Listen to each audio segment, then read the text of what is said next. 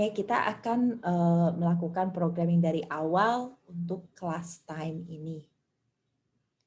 Langsung aja data fields-nya yang diperlukan oleh time itu apa aja. Tadi udah dibilang ya dari soalnya sih ya, dia perlu int, minute, int hour, int minute, dan double second katanya gitu. Oke, gampang ya. Saya mau definisikan class time saya seperti ini. Kita langsung on the spot bareng-bareng kali ya untuk melihat bagaimana kita bisa program ini. Saya bikin kemarin banyak yang tanya ya, ini apa kalau saya mau membuat di dalam satu buah file Java, saya harus kasih nama file itu sesuai dengan nama kelas yang public yang utama. Nah, kalau saya bikin class time ini, misalnya saya bikin class time gitu ya di sini ya, tentunya saya akan perlu suatu kelas tambahan yang memiliki main untuk mengakses class time tersebut. Jadi ini contoh seandainya saya buat dalam satu file yang sama, saya akan pakai tambahan baru, tambahan kelas time client. Nah, disinilah yang akan berisi public, main saya.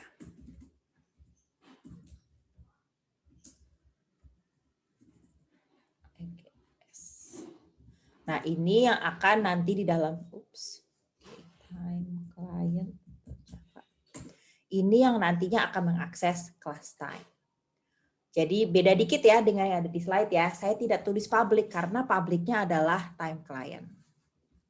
Oke, di sini saya dibilang sama ini katanya harus int hour, int minute, dan double second. Itu ketentuan dari ini ya, ketentuan dari soalnya. Oke, setelah saya punya data fields, apa yang selanjutnya saya butuhkan selain data fields? Saya juga butuhkan tentunya konstruktor ya. Jadi biasanya kita dapat mendefinisikan suatu konstruktor yang default dan juga konstruktor yang tidak default atau diberi argumen. Mungkin Anda akan bertanya, kenapa Bu harus di-define? Bukannya katanya kemarin Ibu udah bilang kalau di Java compiler pasti ngasih secara default? Iya, dia pasti ngasih secara default, tetapi kalau kita pakai yang default, yang terjadi itu adalah dia akan membuat tempatnya doang, jadi akan null. Itu kan karena kita nggak nge-set parameter-parameter, nggak nge-set data field-nya. Nah, ini yang mau kita hindari. Sebagai best practice kita dapat menghindari itu. Jadi di sini saya punya seperti yang kata di sini, this hour sama dengan 0, this minute sama dengan 0, this second sama dengan 0,0. Nah, ini kita override yang default ini kan yang konstruksi default, supaya setiap kali kita bikin objek sudah punya nilai, jadi dia tidak null. Sehingga kita menghindari resiko kita nggak sengaja mencetak suatu objek yang belum diinisialisasi. Jadi kalau misalnya saya lupa gitu, lalu di dalam program saya tiba-tiba melakukan di sini sistem out.println gitu kan. Ini adalah time saya misalnya, my time sama dengan new time gitu. Ini default. Nah, kalau saya tiba-tiba melakukan di sini, ini akan error seandainya tidak saya definisikan nilai aslinya, karena dia akan dianggap nol dulu. Gitu. Jadi saya mau menghindari hal tersebut. Oke, dan tadi untuk contoh selanjutnya saya juga udah dibilangin bahwa saya perlu membuat konstruktor yang bukan default ya. Konstruktor lain yaitu konstruktor yang memang memberi informasi. Saya sekarang copy ya. Saya mau mengcopy supaya saya nggak perlu ngetik ulang kan kelamaan ya. Saya coba buka lagi. Ini saya lakukan public time. Kelihatan nggak nih? Kurungnya jadi ke bawah ya. Oke. Ini adalah konstruktor yang default, ini adalah konstruktor yang memberi data. Note bahwa sebagai alternatif, saya nggak harus menggunakan cara yang persis seperti ini. Alternatifnya, saya juga dapat melakukan ini. This 0, 0, 0,0. Apa yang terjadi di sini? Dia memanggil, jadi ketika masuk konstruktor default, dia memanggil konstruktor yang menentukan konten seperti ini. Diri sendiri kan ya, kalau this atau aka time, kurung ini.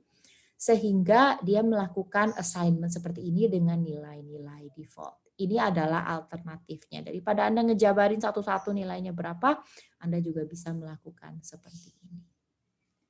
Oke, coba kita lanjut dulu ya. Kita lanjut dulu.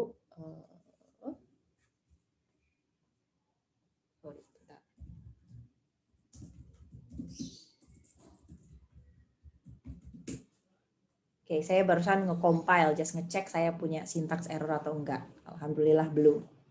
Oke, konstruktor done.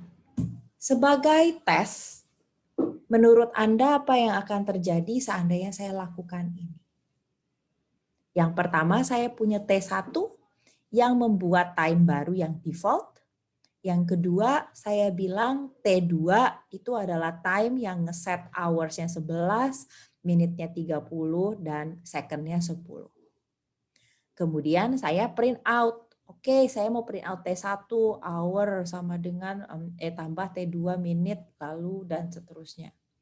Saya akan dapat output seperti ini ya, sesuai dengan dua buah objek yang sudah saya buat di atas. Saya punya objek T1 dan objek T2. Yang pertama, ya dia 0 kan, karena dia default ya, 0, 0, 0. Yang kedua adalah yang sesuai dengan yang saya set. Nah, bayangkan seandainya saya setiap kali mau ngeprint T1 dan T2, ini saya harus buat formatting panjang seperti ini ya. Capek ya? Ada cara lain enggak? Atau toh sama nih ya, untuk setiap time yang saya punya formatnya sama. Alternatifnya daripada dalam program saya harus terus-menerus mendefinisikan print line apa, saya dapat membuat method toString dari kelas time. Kalau menurut jadi dengan adanya toString ini saya ngeprint nggak perlu saya definisikan satu-satu sistem out print line seperti apa.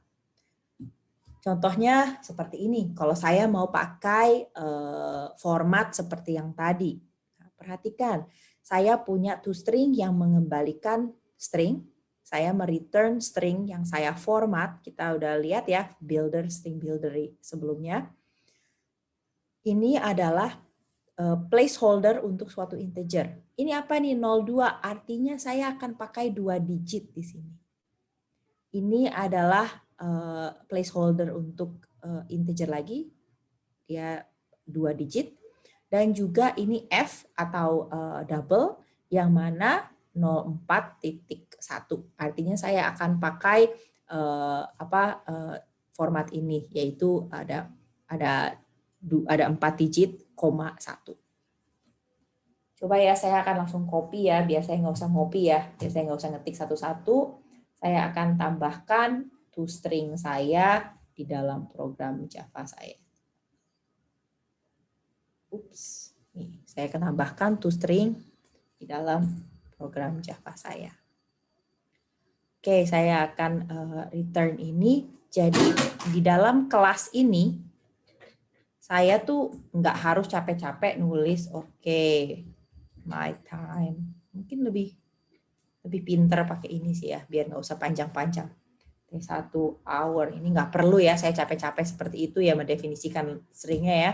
Melainkan saya cukup T1, dia akan keluarkan string yang formatnya seperti ini. Selanjutnya, apalagi yang diperlukan ya kalau yang pakem-pakem ya. Ini kan output ya, Anda sudah tahu waktu itu outputnya seperti apa. Oke, nah ini yang mau saya tunjukkan tadi, sorry, karena tadi di dalam formatting string itu saya cuma bilang mau satu angka di belakang koma ya, kata saya ya. Jadinya seandainya saya berikan input double seperti ini, outputnya akan juga satu angka di belakang koma untuk detik. Oke, kira-kira apalagi yang saya butuhkan di sini? Saya butuh definisi sama dengan. Ketika saya punya dua buah waktu, sama atau tidak, saya maunya misalkan saya mau bilang dia sama jika semua variabel, semua data field-nya sama. Dalam hal ini semuanya jamnya sama, menitnya sama, dan juga detiknya sama. Coba ya saya kopikan. Di sini saya kemudian akan membuat boolean equal seperti ini. Nah teorinya kalau saya memang nggak peduli nih, secondnya boleh beda, saya bisa buang ini. Karena menurut saya dalam program saya mendefinisikan sama itu yang penting jam sama menitnya sama. Kalau mau pakai jam karet yang penting jamnya sama ya. Janjian jam 8 nggak apa-apa, asal 8.59 tetap jam 8 gitu kan. Kalau misalnya kita mau mendefinisikan equals itu jamnya doang yang sama juga bisa. Tapi di sini kita ikutin aja lengkap sampai ke second-nya. Oke, dan di sini perlu mungkin note ya yang mau saya ingatkan karena dari kemarin kan kita pakai yang sama nih. This menunjukkan objek yang sedang dibahas. This itu nggak bisa diutak-atik. Nah, di sini kebetulan yang saya pakai untuk nama pembandingnya adalah that. Saya ini biar this that aja, tetapi ngasih nama ini sembarangan ya. Ini bukan keyword, ini bukan reserve keyword ya. This adalah keyword penting, that bukan keyword. Ini saya pakai aja di sini. Jadi Anda boleh pakai AX, pakai bla, pakai other time, pakai apa terserah. Jadi kalau saya bandingkan dengan definisi equal seperti ini, coba Anda perhatikan tentunya ketika saya pakai sama dengan ya dia pasti akan mengeluarkan false nih di baris 1 dan baris 3, false karena dia jelas benda yang beda. Dia pakai new kok. Jadi setiap kali saya bilang new, artinya saya bilang sama compiler, ayo kamu bikin objek di tempat yang lain. Di sini saya baru menggunakan definisi equal saya, yaitu T1 sama dengan T2, itu yes, T1 sama dengan T3, no. Jadi kita keluar output seperti ini. Nah sekarang kalau udah nyambung nih ke beberapa masukan dari kalian ya tadi di chat ya ketika presensi ya.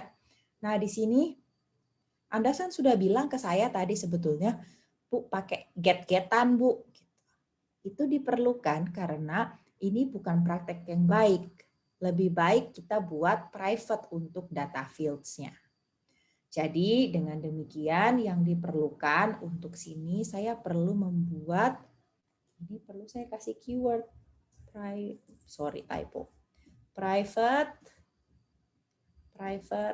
dan private. Dengan demikian, kalau dia private, teorinya saya perlu membuat getter dan setter semuanya jika diperlukan untuk program saya. Nah, ini yang perlu saya ingatkan. Perlu nggak, Bu, kayak gini? Ya, kalau Anda akan selalu perlu ngakses, ya perlu semuanya. Tetapi kalau misalnya program Anda hanya akan perlu akses hour-nya doang, berarti yang dua ini nggak perlu. Sama halnya dengan setter. Kalau memang perlu semuanya, ya buatlah semuanya. Kalau nggak perlu, ya nggak perlu semuanya. Seperlunya aja. Nah, pertanyaan yang pernah datang, Bu, berarti kalau data field saya 10, saya harus bikin 10 buah getter dan 10 buah setter dong. Ya, kalau memang kamu perlu mengakses semuanya. Getting. Oke. Kalau begitu, saya coba, kayaknya ini udah cukup lengkap nih informasi yang saya punyai di time. Kita bisa coba main-mainkan nih, saya punya time di sini, saya punya time kedua, sekarang jam berapa nih? Sekarang di jam saya jam 9, 12 detiknya saya nggak tahu, jadi saya ngarang aja ya, misalnya 40. Itu. Kemudian saya bisa sistem auto print line, saya bisa sistem auto print line T2. Coba apakah kode saya sudah benar? Saya gini nggak ya biar kelihatan. Oke.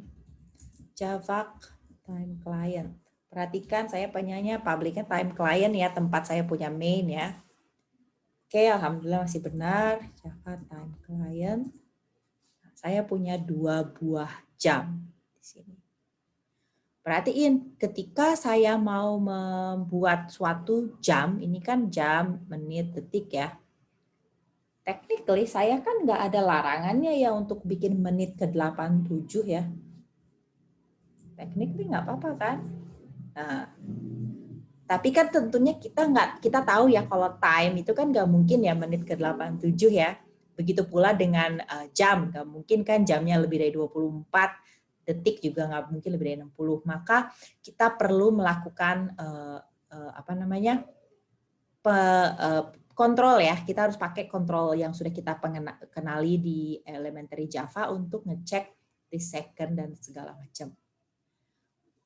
Repot ya Bu, saya perlu ngetaruh di sini dong, saya harus ngecek misalnya di sini, kita periksa yang hour aja dulu ya. If hour lebih kecil dari 25, maka this hour sama dengan hour, else itu gimana? Kita mau nentuin apa nih? Else saya mau this hour ya saya tentukan jam 0 gitu misalnya ya. Nah, yang sebenarnya 24 juga jangan ya, karena itu artinya udah jam 0 lagi ya. Jadi kita lakukan 24. Berarti nanti di setter saya perlu melakukan hal yang sama dong ya. Di sini juga saya perlu ngeset dong ya di sini if memenuhi syarat, bukan get tapi set. If memenuhi syarat gitu baru saya bisa ngeset ya sama dengan hour gitu kan. Kalau saya mau menghindari double-double saya ngedit, saya juga bisa melakukan seperti ini. Ini saya ngecek ya. Kalau gitu lebih baik di di constructor set saya, why not saya pakai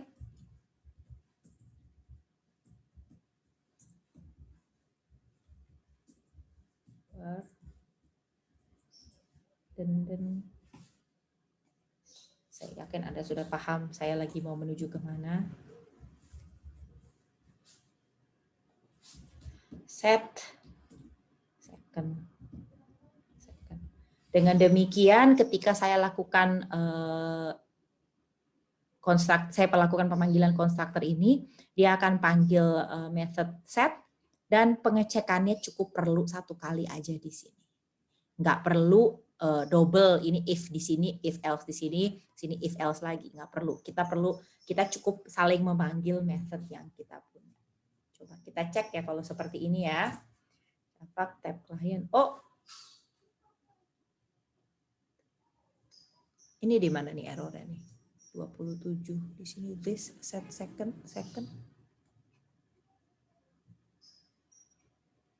Oh, sorry, ini salah ya saya ya. Double ya. Pengiriman di setnya double harusnya. Berarti tadi di slide juga salah ya. Oke, ini Java time client. Saya mau ngeset ya. Ini nggak boleh kan tadi. Coba kalau lebih dari 24 boleh nggak nih punya saya? 30. Kan 30 ya. Harusnya kalau dari yang saya lakukan ini, kalau lebih dari 24, dia akan ngeriset ke 0. Coba kita cek ya. Di sini saya set 30 ya. Yap, dia nge-reset ke 00 di sini. Ini hanya contoh ya untuk beberapa cara untuk mempersingkat coding kamu. Bukan berarti nggak boleh kita pakai this hour di sini, boleh saja. bukan nggak boleh saya lakukan setting seperti ini di sini, juga boleh-boleh saja, tetapi nanti ketika Anda melakukan kontrol validasi input 2 kali jadinya, di constructor iya, di setter juga iya. Kalau mau di satu tempat aja, di setter aja, terus constructornya akan memanggil setter. Itu juga boleh dilakukan sebagai alternatif. Oke, saya akan pause di sini. Apakah ada pertanyaan? Bu, saya ingin bertanya, Bu. Boleh sebut nama nggak, yang ngomong yang mana nih?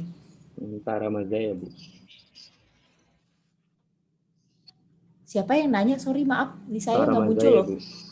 Oh, Tara. Oke. Di saya kok yang muncul Arya soalnya paling atas. Oke, silahkan Tara. Kalau misalnya di Getternya itu return-nya nggak ada disk-nya itu gimana ya, Bu? Jadi return hour doang. Oke, seandainya dia return hour aja ya, di sini kan, misalnya ya.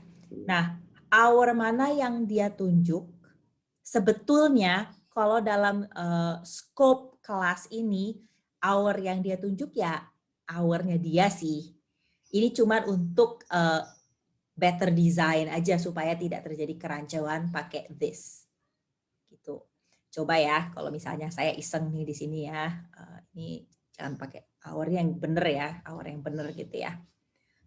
Misalkan saya bilang T2 get hour ya, gitu kan. T2 get hour, kebetulan di sini mana get hour-nya, saya udah pakainya apa nih? Hour doang ya, Tara ya, kita coba.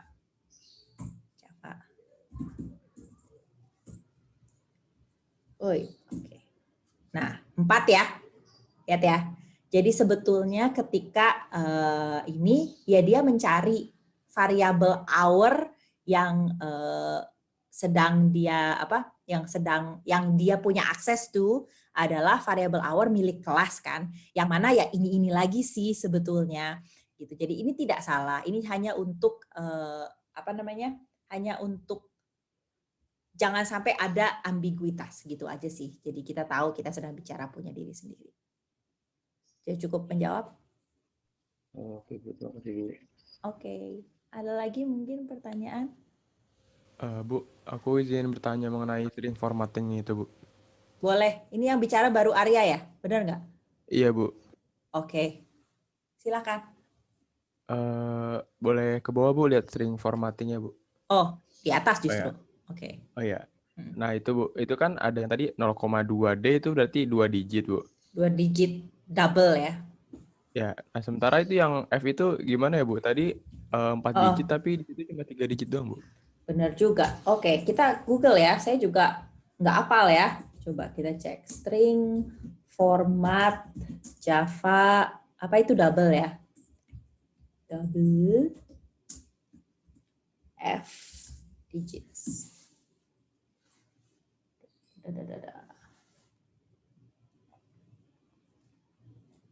Oke. Nah, saya ini asal Google ya, saya asal Google ya. Nah, yang saya yakin adalah titik 2F itu artinya dia akan 2 desimal.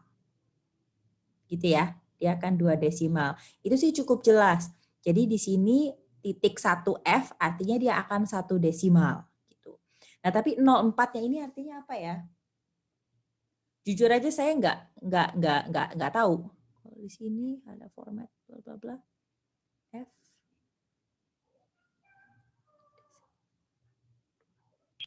Kayaknya 4 itu Saya yang nggak buat tahu yang jujur aja. Ada yang tahu nggak? Ada yang tahu nggak? Kayaknya 4 itu yang buat ini, Bu. Yang tadi 0 tadi berapa? 0, Dicontoh bukan? iya di contohnya, Bu. Coba. Belum. Oh, sorry. Sudah ya. Ini bukan. Bukan. Ini ya? Apa tuh? Kayaknya 4-nya itu dari Buat 2 apa? titik 1 sama 0 ya, Bu. 2 titik titik. sama 1. 1 sama 0. Jadi maksud Jadi, kamu pembulatannya sampai 4 space gitu? iya. Oh, jumlah digit yang akan dicetak sama dia gitu ya kayaknya ya? Iya, Bu. Oke. Mungkin benar. Saya jujur aja nggak inget ya, maaf ya Arya ya. Tapi Kalau titik 1F-nya ini jelas artinya satu digit di belakang koma. Kalau menurut jawaban Tara barusan 04-nya artinya dia akan pakai 4 digit. Dalam hal ini adalah 02.1. Jadi dia akan secara total 4 space, 4 char yang akan kepake atau kecetak sama dia. Gitu ya kayaknya ya maksudnya ya kalau menurut jawabannya Tara ya. Gimana Arya? Oke Bu, terima kasih. Terima kasih juga Mungkin Tara. gitu. Iya, saya nggak yakin juga. Terima kasih banyak Tara. Oke, ada lagi mungkin pertanyaannya? Bentar ya. Oke, jadi ini untuk kelas time.java yang tadi saya akan tutup time.java ini dengan pertanyaan terakhir. Nah, untuk UML diagram, untuk kelas time yang tadi kita buat, itu seperti ini kurang lebih. Saya punya kelas time, lalu kita punya 3 buah data fields, semuanya saya set private. Saya punya 2 jenis constructor, dan saya punya method-method berikut ini. Yang ini tuh 2, 3, 4, 5, 6 adalah getter dan setter, semuanya public. Lalu saya punya toString, saya punya equals. Kalau misalkan saya mau mengimplementasikan usulan dari kalian, misalnya tadi ada AM or PM tadi ya, kalau nggak salah ya, saya bisa tambahkan di dalam program saya, di bawahnya, kemudian di sini saya bisa mengakses, menambahkan di dalam UML diagram. Mungkin Anda sudah notice ya di TP2 Anda ada nilai bonus yang bisa diperoleh jika Anda melengkapi program Anda dengan UML diagram. Nah, saya juga senang ternyata sudah banyak yang yang nyadar ya di weekly reflection bahwa UML diagram ini bisa membantu untuk visualisasi objek-objek apa yang ada di dalam program dan bagaimana hubungan di antaranya. Nah, jadi walaupun bagiannya adalah bagian bonus ya di TP2, saya sangat sarankan kalian untuk mencoba membuatnya. Karena ini adalah jenis dokumentasi ya. Jadi program yang tidak banyak dokumentasi akan sangat susah di-debug dan akan sangat susah di-build upon. Jadi ini adalah praktek yang baik untuk melengkapi suatu program OOP dengan UML diagramnya. Harusnya akan lebih membantu bayangan Anda dalam membuat beberapa kelas dalam program dan bagaimana relasi di antaranya. On that note, kebetulan untuk materi hari Rabu, kita akan belajar just that. Apa sih hubungan antara kelas-kelas yang saling berinteraksi di dalam suatu program? Ada kelas mobil, ada kelas tempat parkir, misalkan. Apa sih hubungan di antara keduanya? Ada kelas student, ada kelas misalkan. Nah, itu hubungannya gimana? Ada kelas mahasiswa dan ada kelas mata kuliah misalkan. Apa sih hubungan antara mereka semua? Sedikit teaser ya. Jadi kita akan belajar apa sih teorinya, nyambungnya antara beberapa kelas-kelas tersebut. Oke, saya lihat